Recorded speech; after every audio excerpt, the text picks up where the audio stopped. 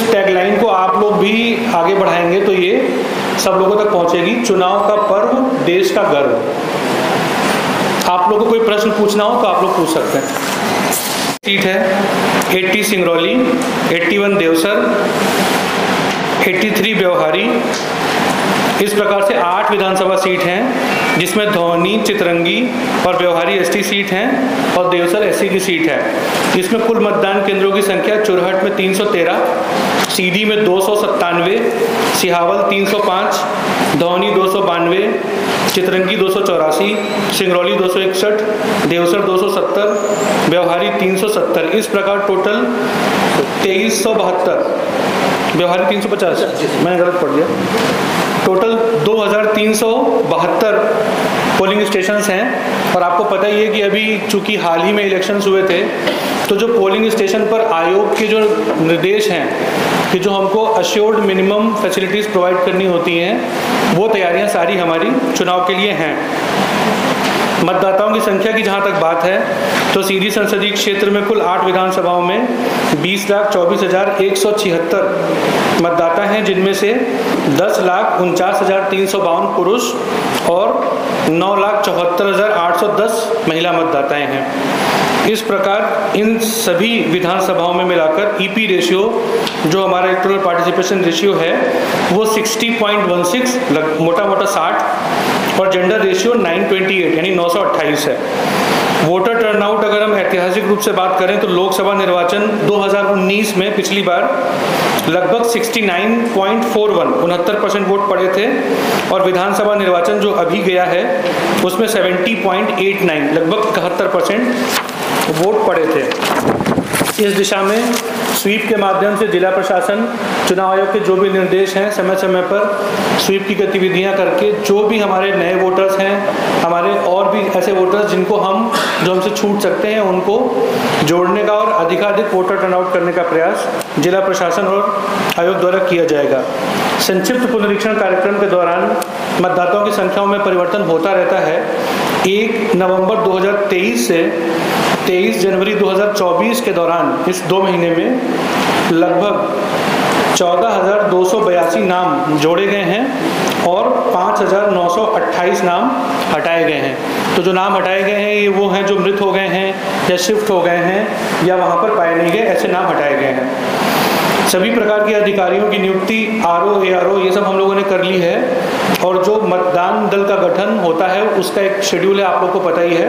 पीठासीन से लेकर P3 तक वो हम लोग समय के अनुसार करेंगे। कुल मतदान केंद्र जैसा कि मैंने आपको बता दिया कि हमारे 2372 हैं। इसके बाद क्रिटिकल और वल्नरेबल की मैपिंग पिछली बार विधानसभा में जो हुई थी उसको बढ़ाकर और विधानसभा वार हम लोग समय समय पर जो आयोग के निर्देश हैं उसके अनुसार करेंगे। नॉमिनेशन की प्रक्रिया आपको पता है कि यहाँ कार्यालय कलेक्टर में ही रिटर्निंग ऑफिसर का ऑफिस रहता है, तो वहाँ पर नॉमिनेशंस लिए जाएंगे। यहाँ से हम लोग संपत्ति विरूपण की कार्रवाई शुरू करेंगे, जो कि आज ही प्रशासन ने शुरू कर दी है 24 घंटे के अंदर, और इसमें आप लोग का भी सहयोग चाहिए। 24 घंटे के अंदर समस्त शासकीय संपत्तियों में प्रचार प्रसार की सामग्री, बैनर, पोस्टर का विरूपण किया जाएगा। अगर किसी भी पॉलिटिकल पार्टी ने या कैंडिडेट ने अपना प्रचार किसी गवर्नमेंट बिल्डिंग पर कर रखा है तो वो उनको हटाना चाहिए कायदे से, नहीं तो उसको प्रशासन हटाएंगे। और आपके संज्ञान में आता कहीं तो आप लोग हमारा ध्यान आकर्षित करेंगे। 48 घंटे में सार्वजनिक स्थलों से संपत्तियों से प्रचार प्रसार की सामग्री एवं बैनर, पोस्टर का विरूपण किया जाएगा। 72 घंटे के अंदर पूरे क्षेत्र में संपत्तियों से प्रचार प्रसार सामग्री और बैनर, पोस्टर का विरूपण किया जाएगा। आपको पता ही है कि एक टोल फ्री नंबर 1950 है 1950, जिस पर कोई भी व्यक्ति फ़ोन करके अपनी शिकायत या कोई विशेष विषय है तो ध्यान आकर्षित कर सकता है। इसके अलावा इस समय आयोग ने बहुत सारे IT टूल्स भी डेवलप किए हैं, जैसे कि आपको पता होगा C-Vigil करके एक ऐप है जिसमें समय सीमा बहुत ही शॉर्ट टाइम की है। 100 मिनट है, कितना 60 मिनट है C-Vigil में 100 मिनट। तो C-Vigil में अगर आप शिकायत करते हैं तो आपका जियो टैग्ड लोकेशन हमारे पास, आयोग के पास आ जाता है और 100 मिनट के अंदर उसका निराकरण यथासंभव हम लोग करते हैं। ईवीएम चेक हो चुका है और ईवीएम की उपलब्धता पर्याप्त है। इस बार 85 ईयर्स के, इस बार भी और विधानसभा भी जो 85 ईयर्स प्लस के वोटर्स हैं उनकी संख्या 5760 है, जिनको होम वोटिंग की सुविधा, उनके घर में ही वोटिंग की सुविधा उपलब्ध करवाई जाएगी। जिले में दिव्यांग मतदाता 11,150 हैं, जिनको मतदान दिवस के दिन मतदान केंद्रों पर सहायता हेतु सहायक अधिकारी एवं उपकरण उपलब्ध कराया जाएगा। तो हमारी टीम पूरी कोशिश करेगी कि कोई भी दिव्यांग मतदाता और जो अधिक उम्र के वयोवृद्ध मतदाता हैं वो हमारे इस जो लोकतंत्र का सबसे बड़ा पर्व है उसे किसी प्रकार से अछूते नहीं रहें और उनका पार्टिसिपेशन भी हम सुनिश्चित कर पाएँ। त्रुटियाँ हैं जिनका निराकरण किया जा सकता है, तो जो रिटर्निंग ऑफिसर है उसका दायित्व है कि त्रुटियों का निराकरण करते हुए उसको चुनाव लड़ने का अवसर प्रदान करना, ना कि फ्लिम्जी ग्राउंड्स पे उसको रिजेक्ट करना।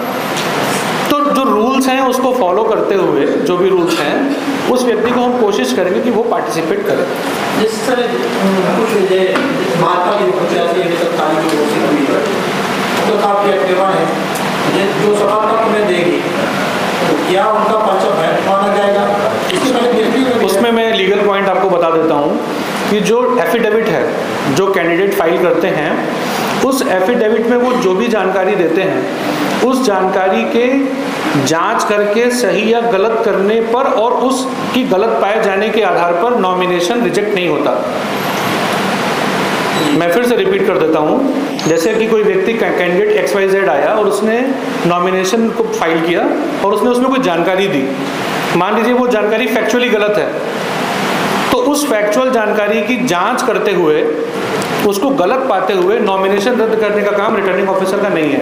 हाँ, यदि आप एक सुधी नागरिक के रूप में मुझे दूसरा एफिडेविट देते हैं कि साहब इनकी ये जानकारी गलत है, तो जहाँ पर ये मतलब अपने नोटिस बोर्ड पे चस्पा करूँगा एफिडेविट, उसके साथ में आपका एफिडेविट भी चस्पा करूँगा। उसके बाद जो निर्वाचन की प्रक्रिया है उसमें अगर एफिडेविट में झूठी जानकारी है तो वो सब्सिक्वेंटली कोर्ट ऑफ लॉ में टेकन होगी, लेकिन आरओ को इसका अधिकार नहीं है। हमारी FST की टीमों का गठन हो चुका है। FST रहेंगे, सेक्टर ऑफिसर्स रहेंगे, लगभग हमारे 100 से ज़्यादा सेक्टर हमने बनाए हैं जिनमें सेक्टर ऑफिसर्स रहेंगे और उनके साथ सेक्टर पुलिस ऑफिसर रहेंगे। साथ ही साथ थानों में QRT रहेगी, जिसको क्विक रेस्पॉन्स टीम बोलते हैं, जो कि इस प्रकार की कोई भी सूचना आएगी तो उस पर कार्रवाई करेगी। इसके अलावा सभी अधिकारी AROs रहेंगे और पूरी टीमें तैनात रहेंगी। जहाँ भी इस तरह की कोई आती है, शिकायत आती है, तुरंत उसमें टीम भेज के कार्रवाई की जाएगी।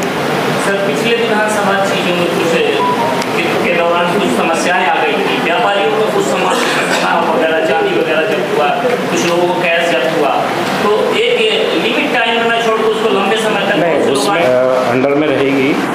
जिस जिले में चुनाव, जैसे सिंगरौली में है तो सिंगरौली ही की सुरक्षा व्यवस्था, सिंगरौली SP और सिंगरौली अलग-अलग हो गए जी। इनके सेक्टर में नहीं, इंटर डिस्ट्रिक्ट तो मैंने बोले, जैसे केस पे सब कह रहे हैं आप नहीं, आपकी चिंता जो है वो उसको लेके, लेकिन वो असेंबली कॉन्स्टिट्यूएंसी क्षेत्र तो एक यूनिट है ही ना, आप उसको वैसे ही आइडेंटिफाई कर रहे हैं। ARO की नियुक्ति आप वैसे ही कर रहे हैं, तो प्रशासनिक यूनिट बदल नहीं रही है। ऐसा नहीं होने जा रहा है कि सीधी एक बड़ा जिला बन जाएगा। व्यवस्थाओं के हिसाब से तो नहीं, वो तो वो बिल्कुल होगी, वो हम लोग भी करते हैं, कमिश्नर साहबान करते हैं, जो ऑब्जर्वर महोदय